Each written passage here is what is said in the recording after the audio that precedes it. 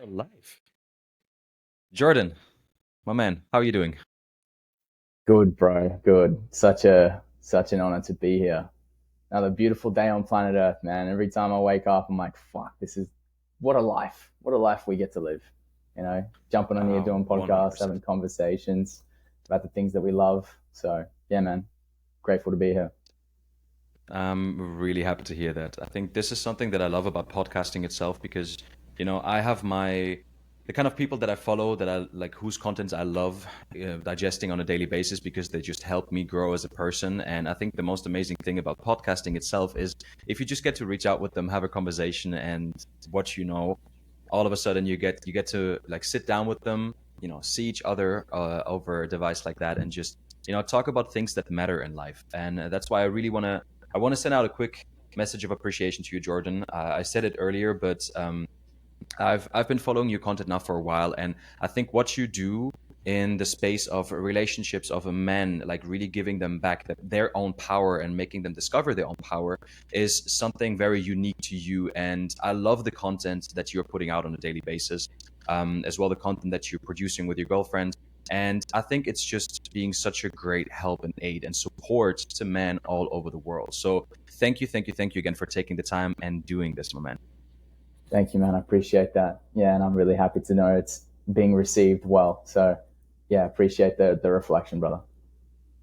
100%. So, for those that do not know you, Jordan, would you mind giving yourself, like introducing yourself real quick, who you are, where you're coming from, and what your main focus is in life, what you're doing, and yeah, man, feel free to share. Well, I'm currently based in Austin, Texas, but I'll be here for another week and then I'm off to Canada, then I'm off to Portugal, then I'm off to Japan. So that's kind of been my life for the last 15 months, just traveling the world. This was my dream. I used to work as a corporate accountant in the corporate world back in Perth, Western Australia. My dream was to work online, to travel the world. I never thought that I'd be doing what I'm doing now, but I'm now a men's coach, a transformational men's coach. I help men tap into more confidence. I help them level up their relationships. I help them access more creativity. And I do that through one-to-one coaching. I run a men's group program called The Path, and I run retreats as well in different locations around the world. I do this because, bro, I just feel so connected with something that's trying to emerge out of these men that come into my space, something that's pure. These men that I come cross paths with, bro, just have the purest hearts. And there's just these limited ways of thinking being that are getting in the way of them accessing, you could say, their potential. You could say something greater that's trying to be expressed. And I just feel like it's my personal mission right now to support men in terms of giving them the spaces, giving them the guidance, the accountability to allow this greatness to to emerge, to come through. So I'm just following the flow, like we spoke about at the start of this podcast. Around Mm-hmm. right now, this is my purpose, and I believe that purpose changes. But I'm really here to just pass on the wisdom, pass on the things that I'm learning, and hopefully provide a pathway for other men who are ready to step into this work and become leaders for their family, their communities, their friends, because we need more of it, bro. It's as simple as that. We, So we definitely do. yeah, man, that's where I'm at right We now. definitely do. Mm. Wow, that's amazing. Um, Usually every path starts somewhere, and I believe your path, just as anyone else's, had a starting point. I mean, you don't just wake up one day and say, "Hey, I want to be, coaching men. I want to help them show back and discover their own confidence, their own true power, their king energy." I'm curious, how did your path start? Where did this entire idea, this entire concept to revolutionize and to just help men all around the world and do everything that you're doing? Where did that originate from? hmm Well, I'll share my story with you in a way that I haven't shared it before, and I'll take you through the different stages of when these archetypes are unlocked in me. The first archetype that it got unlocked in me was the warrior. My dad helped me unlock that. In terms of my dream was to play professional football or soccer, depending on where you are in the world. And my dad was a very disciplined, hard, tough man. He's from Scotland, migrated to Australia, worked in welding. He was a welder, so very hard work, sacrificed a lot to be able to provide for our family. But he passed on this work ethic to me, and I never got anything. I never got nothing for nothing. And he probably wanted me to play professional soccer more than I did. But he told me, he helped me discover what was required, like hard work to achieve something. And I trained every single day because I wanted to be a pro footballer. And my dad gave me the mindset of you only get out what you put in. So I was really dedicated, bro. I've just had a lot of discipline in my life for a long time, thanks to my dad. So I had this warrior spirit where I was willing to do whatever it took. When I went to school and university, I pursued a path of wanting to be successful by making money. So I studied finance, and I realized that when I got my corporate job at Deloitte, one of the biggest accounting firms in the world, that I didn't actually enjoy accounting. I didn't really like it. I warriored my way through it. I just hustled through it. I just gritted my way through university, even though I was not very good. And I realized that my heart was completely closed. I had no idea what I wanted to do. I had no idea who I was. Even though I was playing semi-pro soccer at the time, I just lacked a bit of confidence. I lacked a bit of belief in myself. I put a lot of pressure on myself. I was really afraid of people judging me as well. And at the time, I was dating my partner and my girlfriend, and I lacked confidence in the relationship as well. And this is when my magician, the mystical element of me, started to unlock, because I started to question, who am I? Why am I here? How can I start to unlock more of me? How can I let go of this shame and this anxiety, this fear that's getting in my way? And I began the process of learning. I began the process of diving into books, personal development, podcasts, all the things I never enjoyed learning, but now I did, because I could see the reason behind me wanting to discover these new insights and concepts. That period went on for about two years, bro. I was at my corporate job for almost 2 years, and then all of a sudden, things started to shift. I started meditating. I started doing yoga. This mystical side of me started to open up. This lover, this heart that was closed for so long. This clarity started to emerge out of my heart, and this clarity started to tell me, "Hey, quit your job, man. You're not here to be an accountant. There's something greater than you for you in this world." I quit my corporate job, and that's when everything changed. I just pursued this feeling on my heart, this clarity, this calling, and it pulled me back to Canada, it pulled me to travel, it pulled me to just pursue work that I loved. And it became very apparent to me that if you're not doing work that you love, you are capped. Your impact is capped. Your potential is capped. So my commitment was like, I just want to do what I love. And throughout that journey, bro, then I had to confront a lot of things that were getting in the way of me unlocking my king. The king was the part of me that was able to have control of his domain. The king was the part of me that needed to be managing his finances, his business, to be able to sustain a life that allowed me to be in control of who I worked with and where I went. So it took probably another year and a half to really unlock that king, because I worked for other people. I worked in meditation studios. I worked in healing clinics, learning, watching, seeing how other people were operating in this world. I had to go through a lot of shame, a lot of doubt, a lot of things that got in the way of me expressing myself fully online and sharing with confidence what I was up to. But when the king got unlocked, man, I stepped into the path of entrepreneurship, and I haven't looked back. And I feel like when you get those archetypes internally as a man dialed in and unlocked, all of a sudden you realize that you're integrated. All of a sudden you realize there's periods within your life where you have to step into an initiation. You know, initiation is the test, is the fear, is you got to confront the thing you're most afraid of, and the reward for doing that is you unlock those archetypes and you become sovereign. You become a man that lives life on your terms, and that's where I'm at right now, bro. I go where I want, do what I want with who I want, and that's always been my dream. That is just incredible. Um, I think I'm realizing now again why I'm really happy that I reconnected with you, because I think a lot of what you just said resonates a lot with my own path. And I feel that life is always a very interesting endeavor if you think about it. Is you meeting people from all around the world that you haven't spoken to ever before, but for some reason they share similar aspects of their life. They share similar paths that are very close to your own, and their own have been through their own development. Like the opening and the closing of the cycle that you just mentioned is something that probably a lot of people go through. It's just from coming from all different angles and meeting at the same point, meeting at that point where you step into your own king energy. And well, I mean, this podcast is definitely not about me. I mean, I would love to maybe later, if we get the chance to share a little bit about me as well, because I feel that I resonate a lot with what you're saying, and I feel that um, I can learn a lot already from that path, because a lot of times men, I mean, I'm talking from my own experience now, they're being raised in a certain way where they're expected that they just have to know it all. They just have to know Mm. what the path looks like. They just have to know how to walk the path. They just have to know how to behave, what to do. And sometimes it's not that easy. Like if you have something in your mind that you want to do, you most of the time follow the path of least resistance, and the path of least resistance is the one that is being given to you through your parents, through your school system, through your education, your culture, whatever. But something inside of you is just like kicking, and it's trying to tell you something that maybe this path that I'm in right now is not what I'm meant to do. And it takes a lot of resistance to get out of that cycle. But getting to the point where you're at right now, traveling the world, organizing men's retreats, like or men's retreats, sharing your story, healing, most importantly, like healing father wounds, healing certain parts of them, like other men, what they're needing in their life, is just truly magnificent.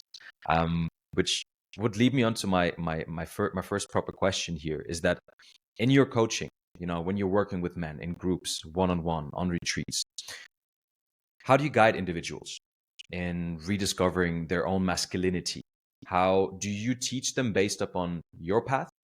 Do you have certain models? Did you learn certain ways of approaching, finding that inner discovery, or finding that inner masculinity and that king or warrior energy? How do you guide individuals through your process when you coach them? Mm. Thanks for asking that. Obviously, there's always going to be a process that's directly connected to the path that I've walked. And, I feel we can only teach someone or share with someone something that we've personally gone through. So I'm never going to share with someone a path that I haven't personally walked. It would just feel inauthentic. And the beautiful part about social media and the energy that I'm sharing with the world, it's just attracting people who resonate with the path that I am walking or have walked. So that's how I know that someone is ready to receive what it is that I have to offer, because they wouldn't be here otherwise. They wouldn't have found me otherwise. They wouldn't have felt something in what I'm sharing. So there's like almost like a automatic vetting process that happens when I get on a call with someone and they're interested in a retreat or a program. They've already felt some sort of connection in what I'm sharing. So that's how I know there's something here. There's some medicine that I get to share with them, which is awesome. And then depending on the platform or the place I'm working with them in, the retreat is a different. The in-person work is different than the online work. We can go a lot deeper, a lot quicker at a retreat, right? Because Zoom, you got to get 2 hours max on a Zoom call, and then they're off into their normal life. So, but the procedure really depends on where the man is at in his journey when he arrives to wanting to receive coaching or wanting to go deeper into his masculinity. I really start with like, what are the things getting in the way? Because most of the time, bro, there's not a whole lot we need to do in terms of adding things. Like there's not a lot of habits or fancy routines or ways of thinking you need to add. It's more just stripping away all the stuff that's blocking you from just being your most authentic self, or blocking you from just being fully embodied in who it is that you're meant to be. So I look at the patterns. Is it the people pleasing? Is it any toxic behaviors? Is it playing small? Is it whatever the pattern that man has adopted to protect him from having to be with the emotional pain in his body? We go straight into that. Often as we move through it, it starts at the level of anger. It's about the man reclaiming his anger, because the anger is that first warrior energy. It's the energy that helps you go out into the world and achieve something, and want to conquer something, or want to go out and take action. And sometimes we need to get angry. We need to harness or channel that anger to want to go out and pursue something. Once you've moved through that layer, then you can start to drop a little bit deeper down into what's underneath that. And usually it's some level of anxiety or shame or fear of not being good enough, not being worthy, not feeling like you deserve something. And all of that is connected to childhood stuff, childhood wounds, trauma, things that a man's gone through that's caused him to close his heart, to suppress, to lock energy in his body. So I work on like a somatic level. So helping men get the tools around how to get back into your body, how to feel deeply, how to relax into these uncomfortable emotions when they come up, helping them let go of the judgment as well. Like shame likes to hides in the shadows. There's this like dark box in the background of our subconscious that we've got all this shit that we've packed in there that we don't want anyone to know.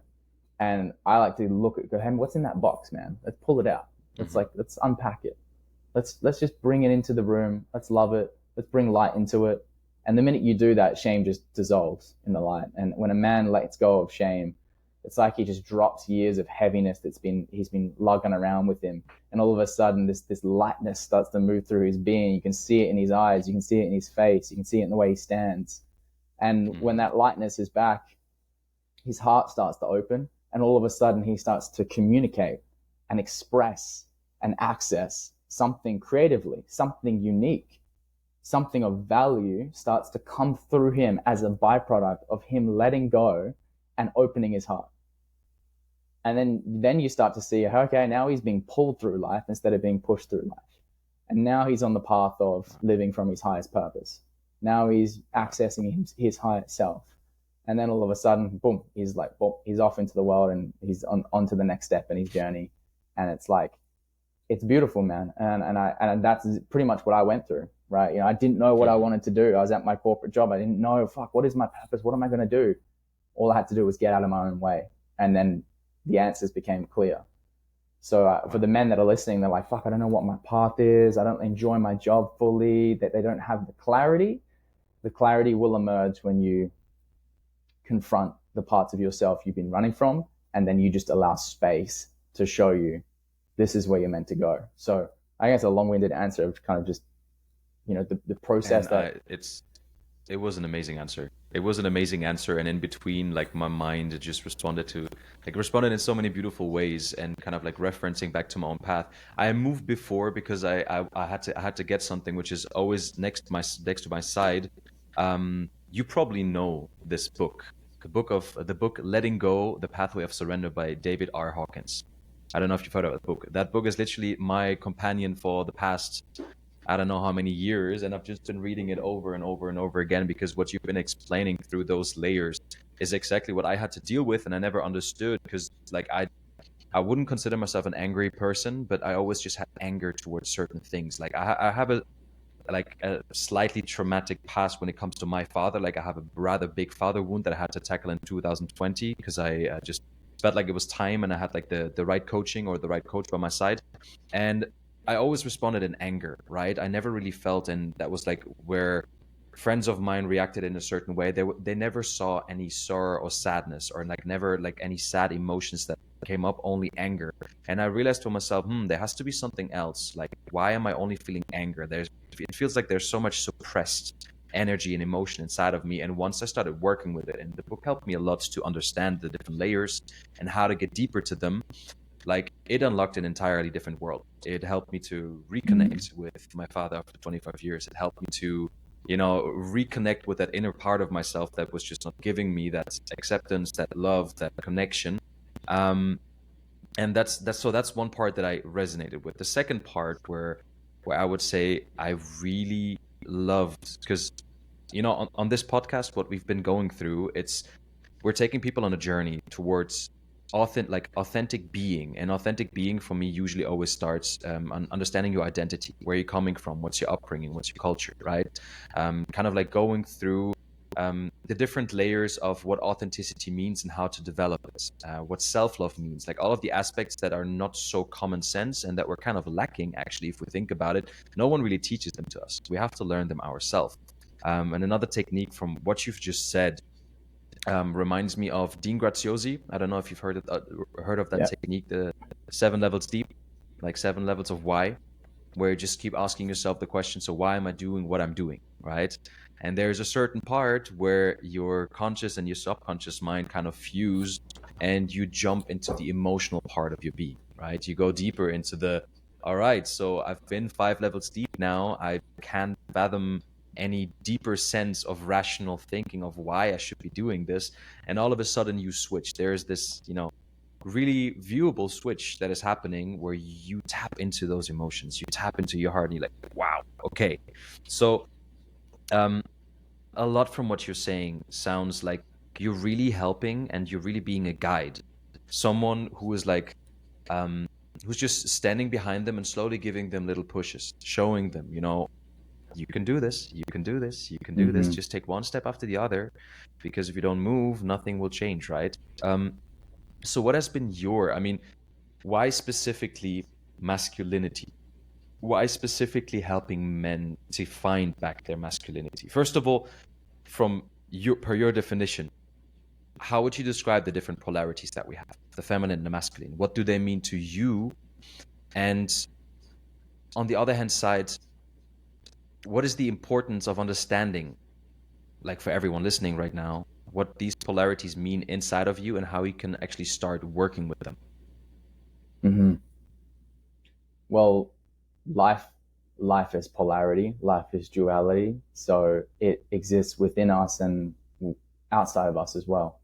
So you can see it everywhere. You can see the masculine and feminine at play everywhere. I just look outside and I see the leaves falling off the trees, and it's the perfect expression of the feminine, which is change, which is shifting, always changing, always moving.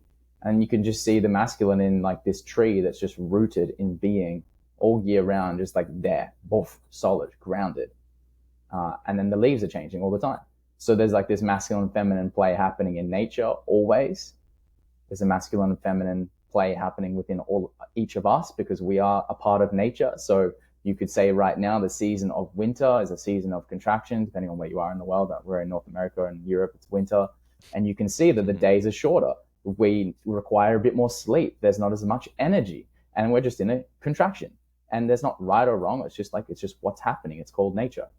And inside of us as men and women, there is a natural proclivity or propensity to be more masculine or to be more feminine based on our nature. And as men, if you have a penis and balls, you have certain tendencies that represent more masculinity based on just who you are. So that would, for me, represent, as men, we are essentially the ones that are holding the sense of grounded stability and safety based on what it is that we're here to bring. We are here to fill. We are here to fill. We procreate by fulfilling the feminine in terms of our seed. So if you look at that, we are here to penetrate life. We are here to penetrate the feminine.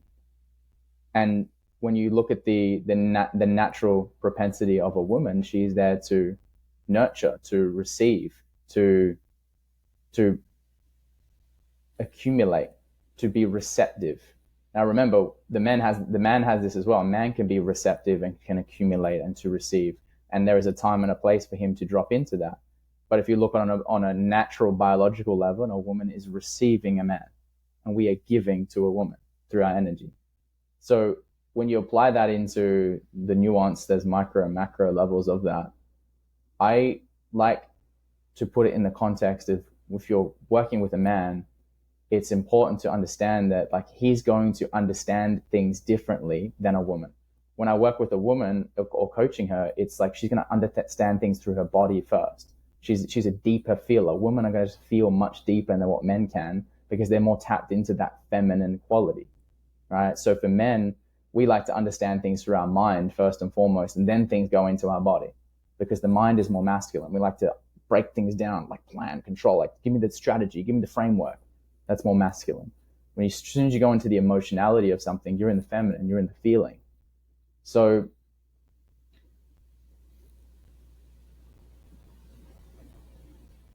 the deeper a man can go into his feminine, meaning the more he can be okay with the change, the fluctuations, the overwhelming sensations of his emotions, the more he can relax into that, the more he can be a source of safety and grounding for the women in his life to feel safe opening to him. So a man must make peace with his inner feminine before he can truly love the external feminine with depth, in my opinion, in my own experience. The more I can love myself and my own emotions, the more I can really see and love my partner and my girlfriend. And I can hold her in that. So there's this constant dance going on, bro, between cultivating presence, and then cultivating the ability to feel deeply, not getting lost in emotions, but being able to just watch them like ripples on the surface of the ocean. And deep down knowing that you're just this vastness, this infinite vastness, that I think staying connected to that place is really, it's been really helpful for me. Staying connected to this, like, I'm just the space, man. If I can just merge with the space, and I know you get where I'm going with this, but I'll leave it at that. 100%. That's kind of the 100%. And if you don't mind, at a later point, I would definitely want to get in a little bit into the topic of how, you know, your work on yourself impacted and actually helped you to flourish and to thrive in your own relationship, right? Because that's something which a lot of men out there with partners can learn from. But before we get into that, I have a couple of more questions. A couple of more questions to bring a little bit of awareness to what you're doing, because taking now myself, I discovered personal development, you know, the different worlds of the inner world, the inner realms through Carl Jung like 7-8 years ago.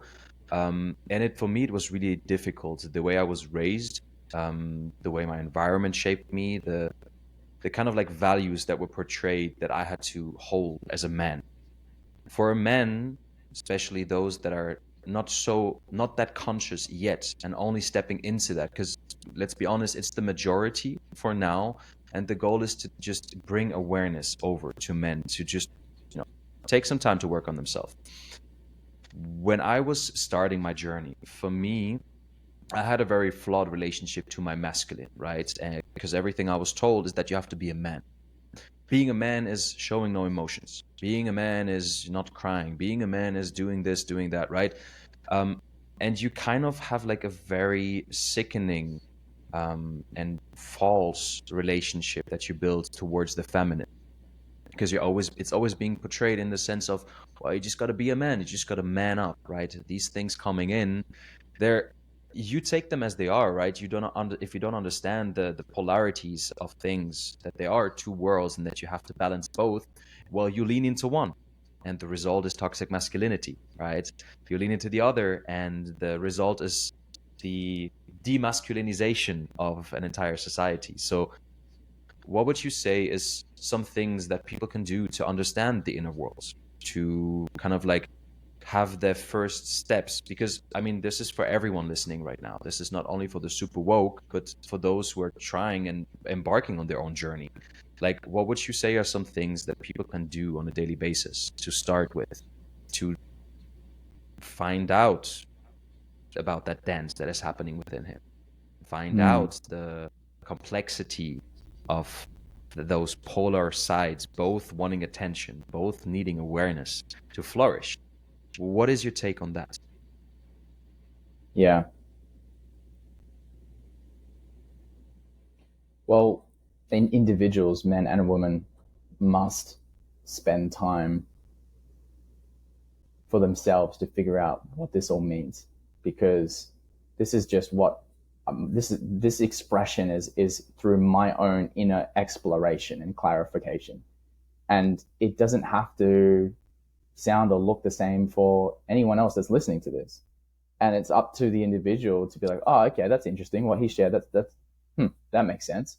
But put it to the test, explore it yourself, go inward, go so far inward that you start to find out your own definition and your own meaning of what it means to live whole, integrated, what love means, what masculine and feminine means. Like, you got to go on your own journey to find that, because if you don't, it's just a concept. You've just got an idea of what it is. And most people are walking around with a bunch of other ideas, other people's ideas and philosophies, and they haven't really sat for long enough to inquire inward to find their own meaning or definition of, like, this is what these things represent to me. So for me, bro, it's like, just have time and space in your schedule, in your day. If this is what you want, of course, like, not everyone has to do this. If you love just building a business and you want to work 12 hours a day, that's fine. But if you want to inquire deeply into the nature of life and your own being, then there's got to be space in your calendar to do it.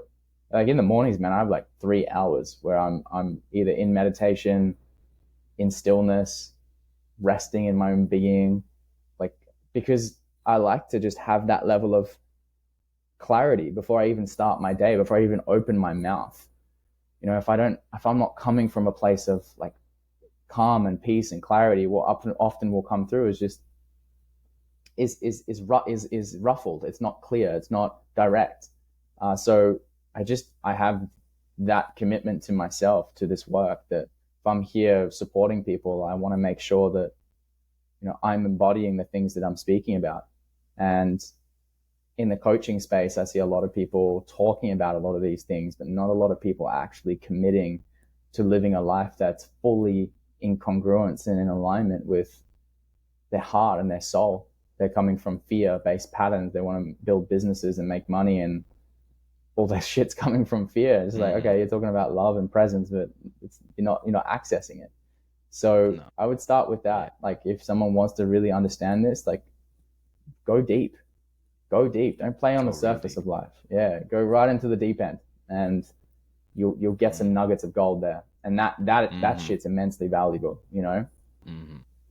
I saw as well that you were into Dr. Joe Dispenza's meditations and his work on the quantum model of reality. Funny enough, today is the day, I think around 3 hours ago, where I uploaded my last episode with one of his advanced students, a really good friend of mine, who together in a small group we created around, I think it was 2017.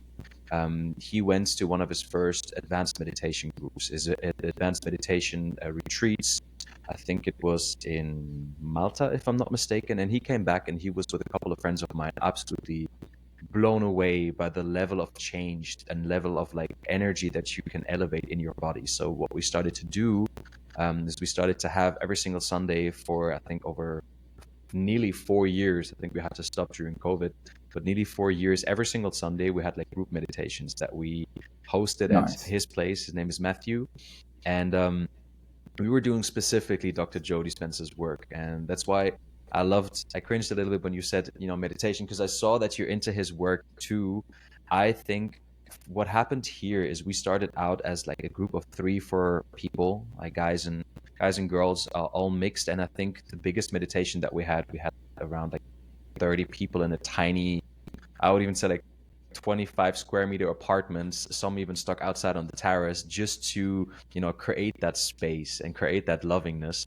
And I believe, and maybe you can give your take on his meditations as well, what they mean to you and what they brought to you. But I can definitely resonate when you said you have to make that space to find out what is really happening inside of you.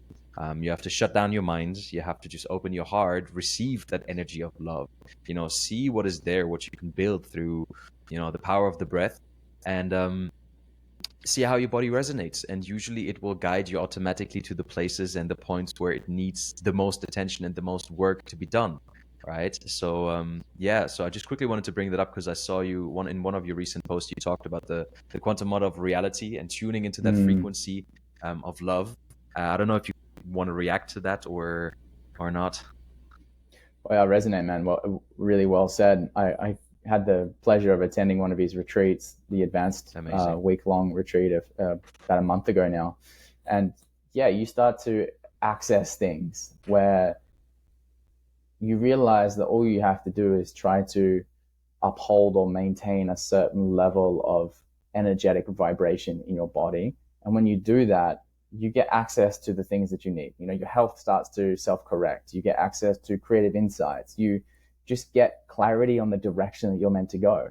And you realize that it's very simple. Just like maintain this elevated state as often and as consistently as you can. And you'll never have to worry about what should I do next, or how do I create this, or how am I going to build this? You just get guided. So yeah, in the retreats, all kinds of mystical and magical things happen. And I recommend everyone try and get to a retreat at least once in your life. It's pretty special. 100%. 100%. I haven't gone yet Have you been? myself, but I think I own like over 25 of his Botek meditations, of his meditations overall.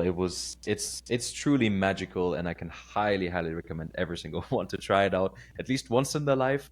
The things you hear, the things you see, and the things you experience on a week-long retreat are beyond this world. Beyond this Mm-hmm. world. So taking a step back, you said in the beginning that you have learned, you started off your journey in on the warrior archetype, right? And you've built yourself over to that king archetype that you're currently working in. What does stepping into that king archetype, this king energy, actually entail? What does, and how can someone find like full presence and peace once they're in there? Because I guess with a lot of how's the saying, with a lot of responsibility comes, no, with a lot of opportunity comes a lot of responsibility when once you're going out there, right? And how does one truly embody that king energy that you've been talking about? Yeah, and you're right, man. With great power comes great responsibility, and when you unlock the Thank you. king, you get power. And Uh-huh.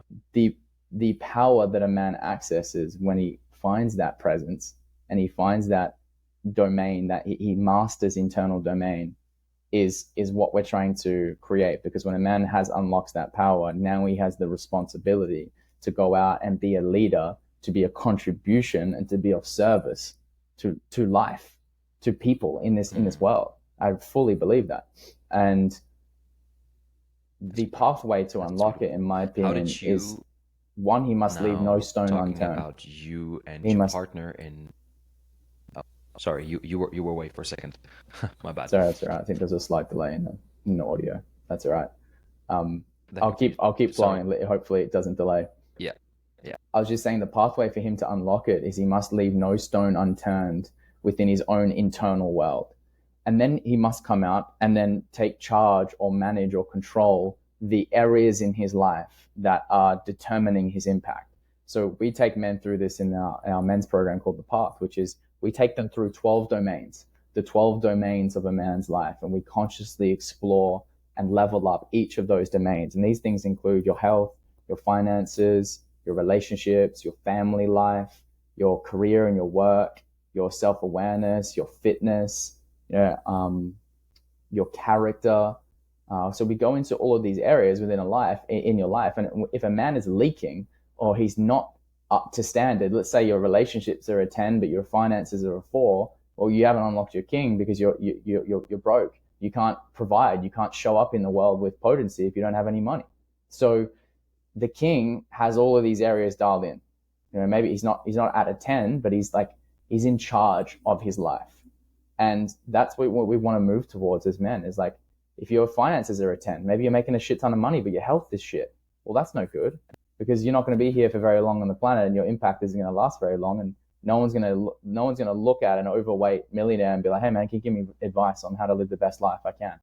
So you get where I'm going in terms of dial in each area, and whatever area you feel the weakest at, that's where the most growth is available. And when you have those areas dialed in, all of a sudden you become a man of congruence, a man of integrity, a man that, can stand up tall and be like, hey, I've got me, I've got all the core areas in my life. And then you can give to other people. Then you can support other people. So, yeah, bro, I would say that's the pathway. That's incredible. How did this pathway develop for you in your relationship?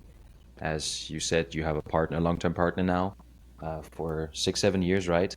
How has your development been on that path? Because I guess you didn't start the relationship off from the king's energy, right? And what are Mm-hmm. some prerequisites of making this work over the long run? Yeah, it's a blessing. It's been a blessing to be able to be in a relationship for so long, because a relationship is such a powerful teacher, and the lessons have been thick and fast, especially at the start of the relationship. And often a man will confront a lot of his fear of commitment when he's with a woman for 1 year, 2 years, 3 years, 4 years. Because when times get tough in a relationship, a man's first default is, fuck, this isn't the one. This isn't meant to be. This isn't the relationship for me. And oftentimes what I've learned, when things are going wrong in the relationship, something's going wrong in me. When I'm losing Hmm. attraction towards my girlfriend, there's something that I'm not communicating, something I'm not expressing. So it's allowed me to confront a lot of those patterns that I spoke about at the start of the conversation, that were getting in the way of me accessing fullness within myself, people pleasing, fear of conflict, fear of setting boundaries. All of these things in a relationship, when you're living with someone and you're navigating life with someone else, become utmost important. And the minute you drop the ball, there's like a wedge that gets in between the polarity or the attraction.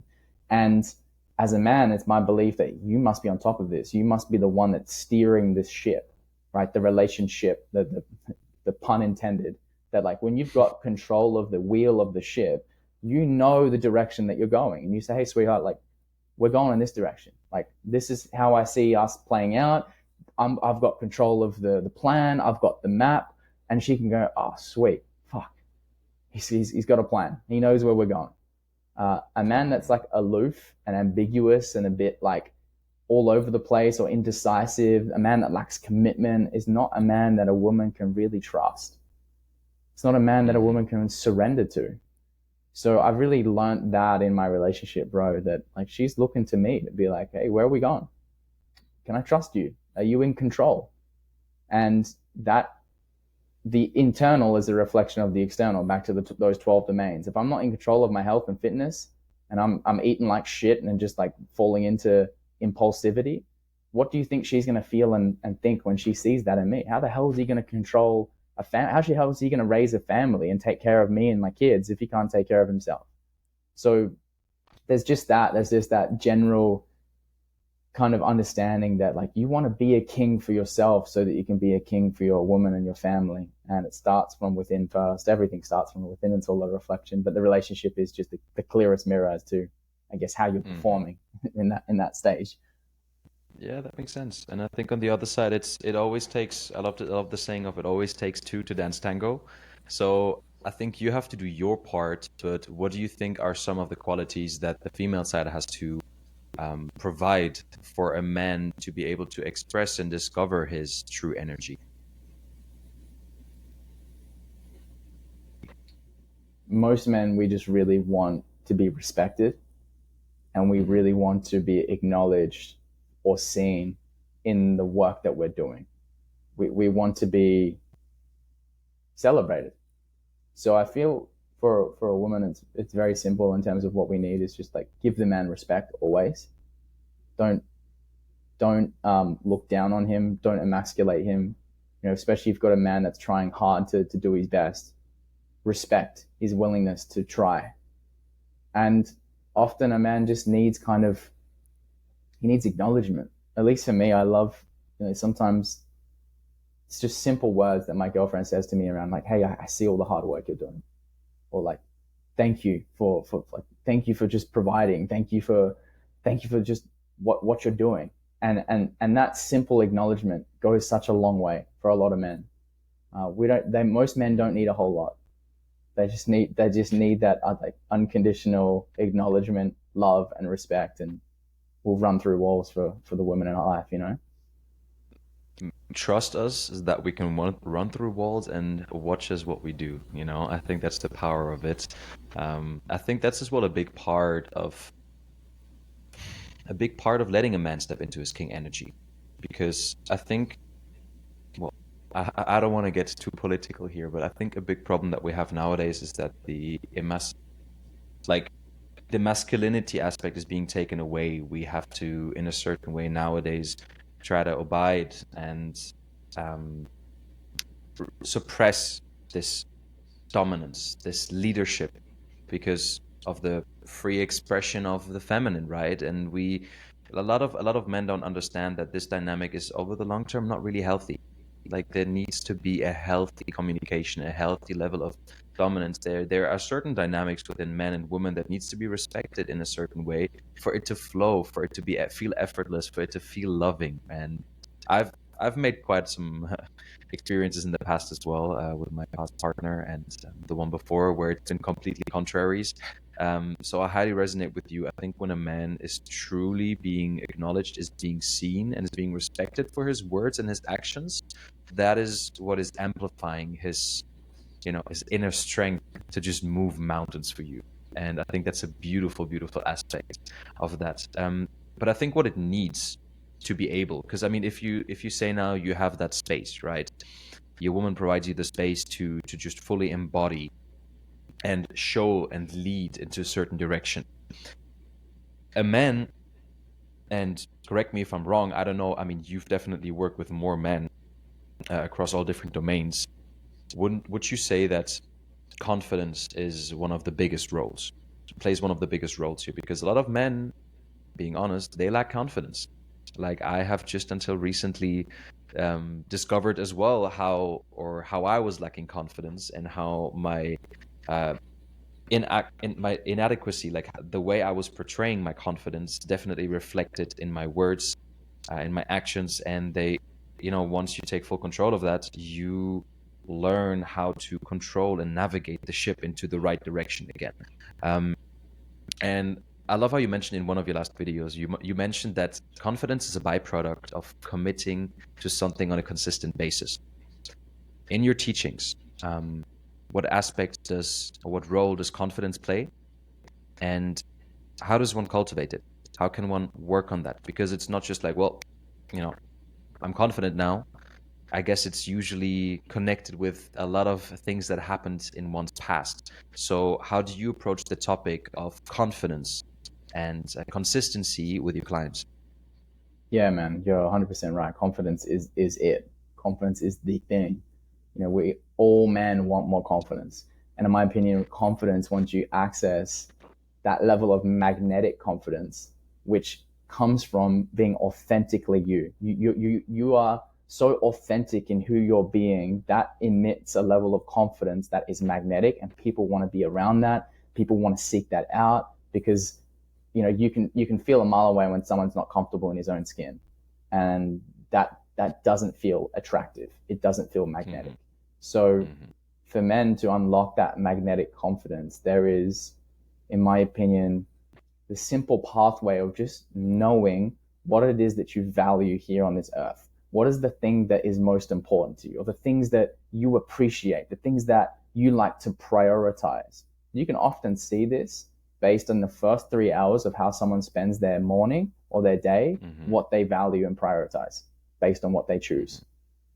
And 100%. if you have clarified for yourself that this is what I value, my health, my connection with God, the love that moves through my heart.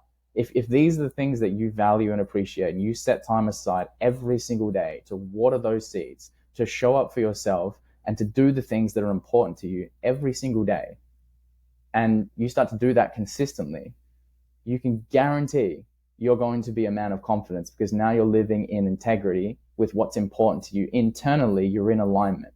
You can stand up and be like, hey, no matter what happens in this world, I've made time for me. I made time for the things that are important to me. My cup is full. I am good. I can give to you from the overflow. And if you don't like me, that's okay, because I love myself.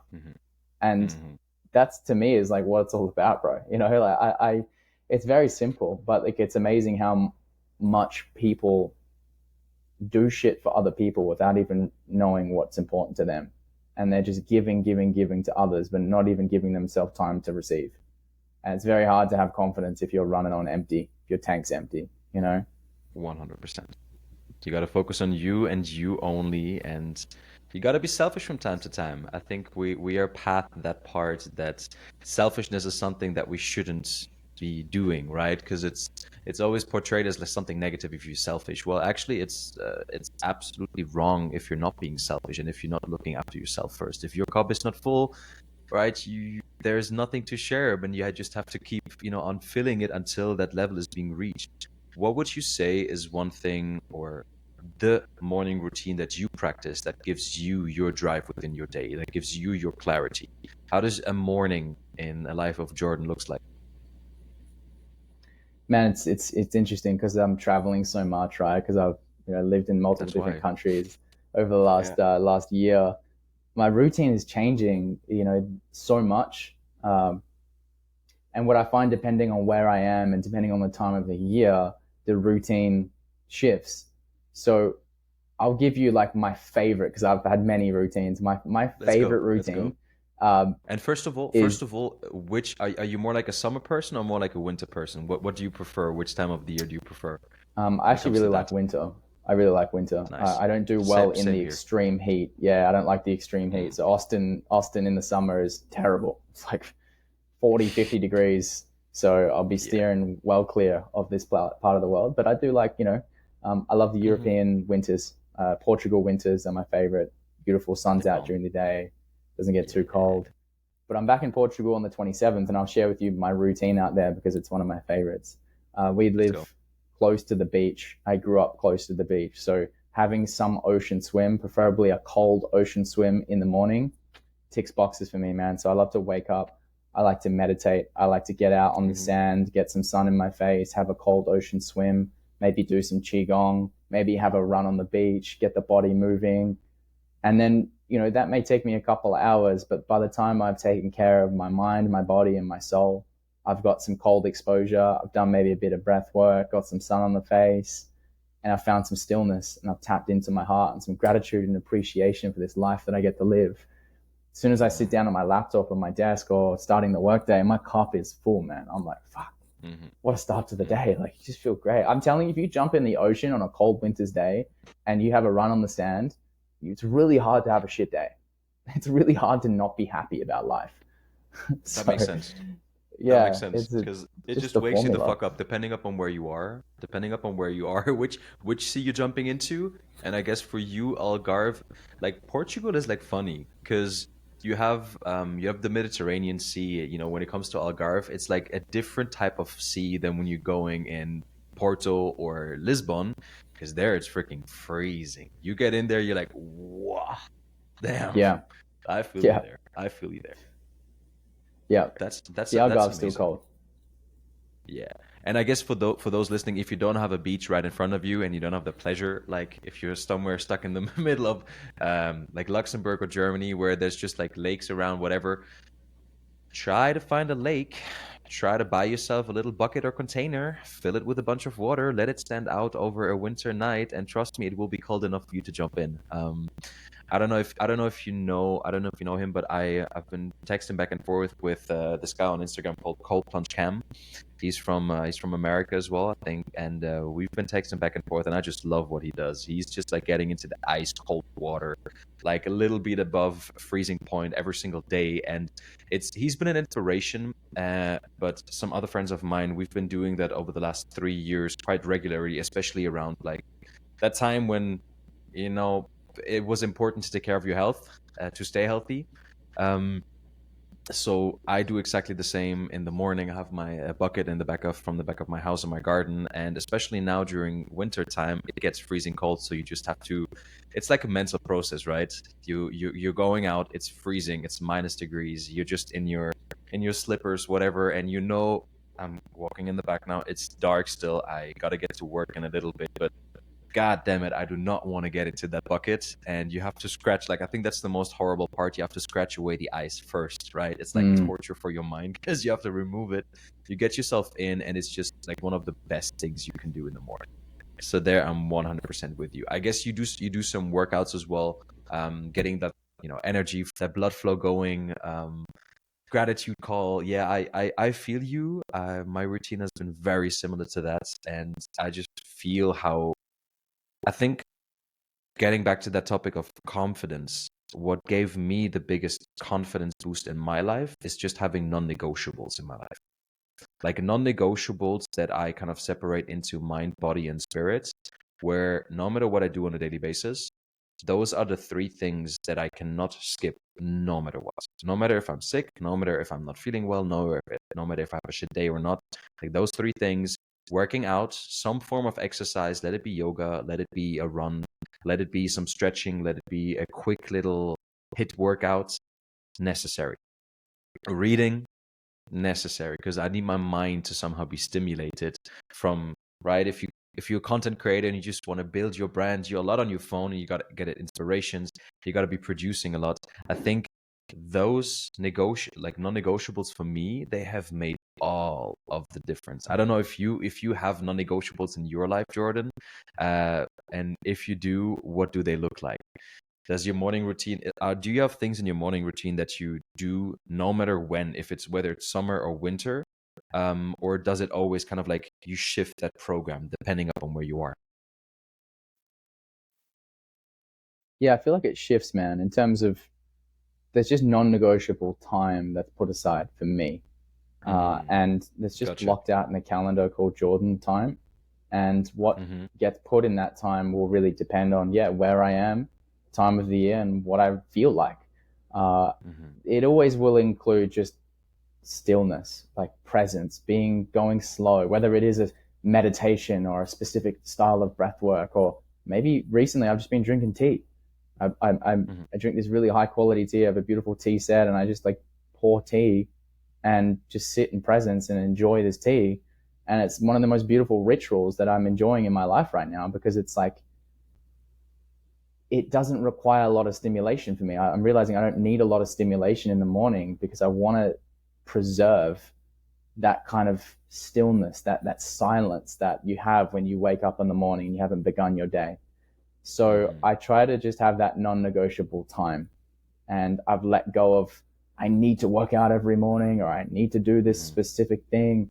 Um, and I'm enjoying having that kind of intuitive ability to just do what feels most restorative to me. Mm. What's the one thing that you've adapted into your life over the last, let's say, 12 months that has made the biggest change in your life? Drinking tea, Drinking tea? yeah, it's medicine, bro. Amazing. Straight up It's medicine. medicine. I stopped drinking coffee. I haven't had a coffee in like a couple of months. Used to love coffee and having caffeine, and I Mm-hmm. realized it was just too stimulating for me. And Mm-hmm. drinking the tea has become my medicine of choice. Mm. Have you ever visited Morocco? Have you ever been to Marrakesh or Morocco? It's on the list, bro. Because Portugal is so close. I'm thinking of maybe You doing a have quick to. trip out there in January. Yeah, you been? Yes, I've been, and I'm bringing it up because if you are becoming a tea sensei, and you build an affinity towards tea, you definitely have to go visit Morocco because it's their currency of love, right? Tea for them is like holy, and bro, they do the best teas that you could possibly imagine. They have an entire tradition behind it, and I promise to you, once you get to visit the beauty of Morocco, like all of it, um, tea for them is like a very religious thing because depending upon where you go, Moroccan mint tea is one of the most common ones over there because Moroccan mint is you find it everywhere. You find it in the mountains, you find it close to the deserts, you find it in all different parts of Morocco, and it's usually one branch of tea, but depending upon how you drink your tea, they can tell you a lot about yourself and about your life because they have three aspects of tea, three aspects of like three ways of making tea that tell me something about which moment of life you're going through right now. If you like your tea sweet, they say sweet as love, they say neutral as life, and they say bitter like death, right? So depending upon how you drink your tea, whether you like it, let it stand a little bit, they tell you we were in the desert to bring that story up. We were in the desert, close to the border of Tunisia, and we were sleeping for 2 nights in like an oasis with tents and like this traditional tea makers that make an entire ceremony about serving you that tea in like those beautiful golden cups. And just by the way that I was ordering my tea, that guy that was sitting in front of me, that was preparing the tea, he looked at me deep into the eyes and he said like, okay, because you like it sweet, you are in this and this part of your life. Does this resonate with you? And I was like, how do you know? I was like, well, we know Mm. tea and we know a lot about people who like our tea. So yeah, man, that's a funny thing. So I can definitely recommend to you check that out once you're there. It's beautiful, beautiful. Thank you, man. I 100% will. Yeah, I may be there in probably January, so I'll keep you in the loop on that Oh, one. that's incredible. That's incredible.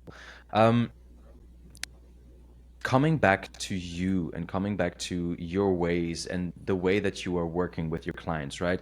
I see you recently just finished one of your retreats in Arizona, right? Yes. Congratulations on that. It looks amazing, like the content you put out there. Like, what can one expect when going on a retreat like that with you? And what is your experience so far with the retreats? Is it something easy to do? Has it been something challenging for you? Invite me into that journey of the King retreat that you organize. Mm. Yeah, we had 18 guys come out to Sedona in Arizona a few weeks ago. We're in December right now, but we had it at the end of November, and it was one of the most magical experiences. And so many of the guys that came on that retreat really said it was like a life altering experience. And that was the intention with these kinds of, events, these kinds of, you know, curated experiences that we wanted to put together. And I actually don't want to go into too much details around what it includes, Mm, because I actually feel like a big part of the journey for a lot of men is to just surrender and trust. Like, mhm. take yourself on a journey, let go of needing to know, oh, this is what's going to happen at this time and this is when we're doing this. A lot of men are just like live their life overly regimented, overly planned, and letting go and trusting and putting yourself in the unknown is where a lot of magic unfolds. But hosting it in Sedona is really like a vortex in and of itself. We curate workshops and exercises to help men move through a lot of those deeper layers that we spoke about, the shame and the anger.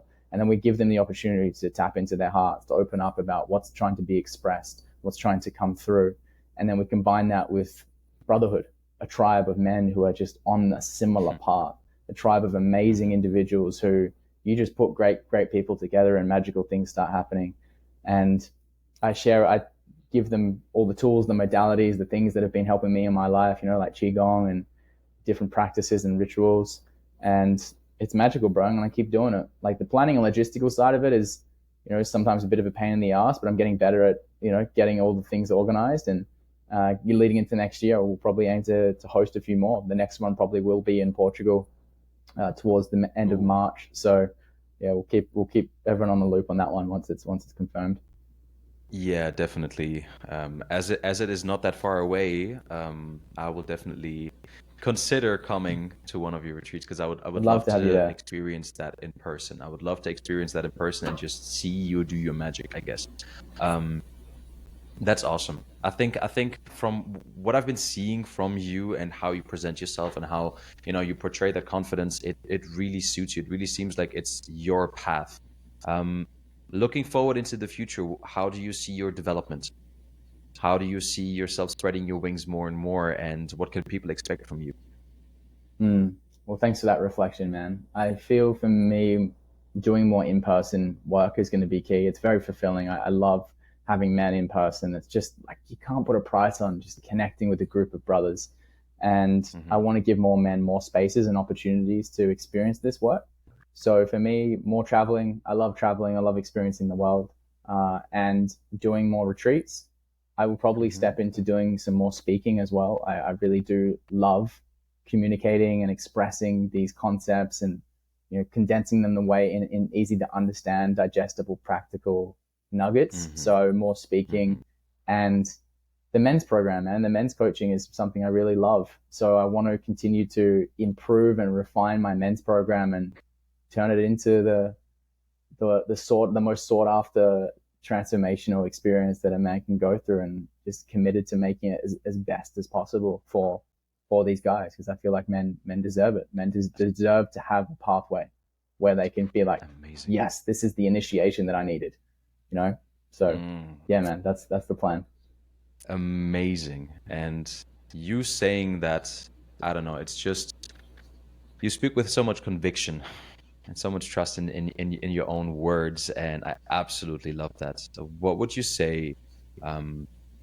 Because I'm feeling we're slowly coming to the end of this one. I have though a couple of more questions that I have in mind, or that I just want to bring up with first. What are some of your favorite sources and resources that you use to learn more about the world of the masculine, the feminine, how to find your king energy? Because I mean, you sound like a very well versed man, and you have been spending a lot of time learning and refining your craft. What are some of your favorite resources that made all of the difference for you? Some books, podcasts, audiobooks, whatsoever. Mm. Recently, I've been gifting a lot of guys The Way of the Superior Man by David Data. That's a great resource that I feel I recently re-listened to it, and it's very, very, on point. A lot of the things he shares is like I really, really resonate with it. Mm-hmm. One of my mentors, Chris Bale, has been a really big supporter of me, and passing on a lot of his wisdom. I've learned a lot from him. Um, people like, on a from a spiritual perspective, like Eckhart Tolle and Joe Dispenza have been probably the two of the biggest influences on me in terms of the early stages of clarifying my spiritual beliefs and philosophies. And then, in business, bro, like I resonate with Alex Hormozi's kind of work ethic and his drive and his commitment. Mm-hmm. So I incorporate aspects of how he approaches things into business too, and he's inspired me a lot to want to show up, play big in business. Trying to think if there's anyone else that's coming to mind now in terms of resources and books. Man, I have a huge list of books that I've read. Like Tony Robbins obviously had a huge impact on me. Like I love Tony's work. And yeah, man, I've lost count of the books, but I've got to, if anyone's listening and want access to my book list, let me know. I have a big list of books that I've read that I can pass on. But yeah, they're the main ones. Do you have an all-time favorite? Yes. Oh, good. Like the most impactful, I would say Letting Go is probably up there by David Hawkins in terms of the one I've read the most. And then probably Becoming Supernatural by Dr. Joe. And then maybe The Untethered Soul by Michael Singer. At the time of my life when I read that, it really shifted a lot for me. Amazing.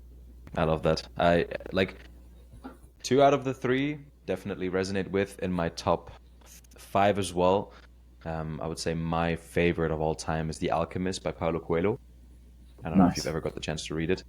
It's for me, I've read that book for so many countless times, going like 20, 30 times at least every year or every 6 months at least once, to keep reminding me of that, that kind of conversation that I should be having with myself, or with the deepest part of my soul that is trying to show me the way that I should be leading in.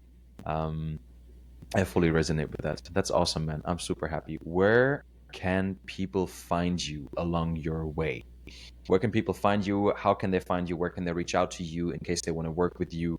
What are some of the plugs that you can leave on here? Yeah, man. The main spots: Instagram, TikTok, YouTube.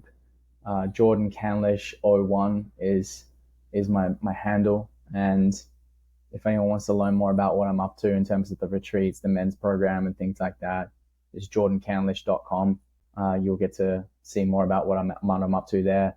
And yeah, I'm always just trying to create more opportunities, like I said, for guys to want to step into this work. So if you felt something and you want to step in, hit me up somewhere, just DM me, or learn more about what I'm up to, and it'd be a privilege and an honor to have you step into one of these spaces. But can't thank you enough for having me on here, bro. It's been a real joy to have this dialogue and conversation with you. For sure. I mean, we all learn through communication. We all learn through exchange with other people, especially if they're on the other side of the world. I think those are the most beautiful, because technology and the internet makes so many things possible nowadays. But yeah, man, like I said in the beginning, it's an absolute honor for me to have you on, because I count you as one of my sources of inspiration as well. A lot of the words that you've been speaking resonated very deeply with me, and they actually left an impact. And I think that's the beauty of, just putting out content that resonates with you. I'm talking from your position right now, because maybe someone out there gets like an aha moment, or like a wow, really moment, and all of a sudden a lot of things change, right? So I can definitely just give that thanks back to you for coming on here, for taking the time. I know you're a very, very busy individual. But yeah, man, I mean, one of the people that will be reaching out to you is probably going to be me, because I mean, I've heard a lot, and I'm definitely curious to find out more about you and about what you do. And like I said, this is never, when it comes to this podcast, it's never a goodbye. It's just to see you soon, because I know we've only tapped into like a few parts of who you are, only scratch the surface. I mean, like you said, what is an hour and 10 minutes? It's not a lot. It's not a lot if you really want to dive into someone's mind and really discover what he's all about, right? Before I let you go, and before we end this, I have one more question that I ask most of the people who are coming on this podcast. What is one thing that you wish you would have learned earlier? What's one thing that you wish that you would have learned earlier, that you know now, where it would have made all the difference, and potentially it could help a lot of people out there to make a difference in their life now? Great question. I love that. Really good way to end it. For me, it is don't rush, slow down, slow down. For a long time, I was in a rush to get somewhere, to get past this phase, this part of my journey that I was like, oh, I just want to be traveling and living online. Or no, every step of the journey was just as beautiful as it is now. And if I just slowed down and took more of it in, I would have maybe enjoyed the process a little bit more and not taken things as seriously. So, yeah, man. I wish I could just drop this mic right now, but that was like a mic drop moment again. We'll finish it on a good um, note. Finish it on a good note, man. I'm happy and grateful for you coming on here. Thank you for sharing your words. Thank you for sharing your wisdom. Any last words from your side before we end it off? Nah, just enjoy life, man. Like, life is very short. You know, we don't get very long on this planet, and if we just remember to have fun and play, it's probably the main reason why we're here: to play, to express, to be free. Um, yeah, just cherish the small moments. So, thanks again. Cherish Appreciate the you guys for small, listening. cherish the small moments. Wow. And on this note, thank you everyone for tuning in today. Thank you everyone for being part of this incredible and transformative journey. It's only getting started, so I'm really happy for every single one of you tuning in today. I wish you all a beautiful rest of your day, and as you know, see you in the next one.